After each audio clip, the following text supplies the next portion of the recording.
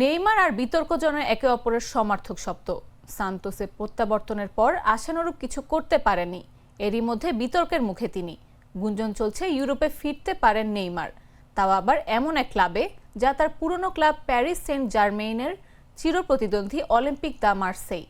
এমনই সংবাদ প্রকাশ করেছে বেশ কিছু ফরাসি সংবাদ মাধ্যম। চলতি বছর আল হিলাল থেকে ফিরে নিজের পুরনো ক্লাব সান্তোসে যোগ দিয়েছিলেন নেইমার, তবে সেই ফেরা রূপ নিয়েছে হতাশায়। ইনজুরির কারণে মৌসুমের ২৭ ম্যাচের মধ্যে মাত্র ১৬টি খেলতে পেরেছেন এই ফরওয়ার্ড। মাঠের পারফরমেন্সও নজর কাড়ার মতো নয়, আর এবার মাঠের বাইরেও সমালোচনার মুখে পড়েছেন এই ব্রাজিলিয়ান তারকা। এমনকি সমর্থকদের সঙ্গে সম্পর্ক তিক্ততায় পৌঁছেছে তার। যে ঘটনা ঘটেছে সম্প্রতি ইন্টার পোর্তো আলেগ্রের বিপক্ষে হারের ম্যাচে, সেদিন এক সমর্থকের সঙ্গে তর্কে জড়ান নেইমার।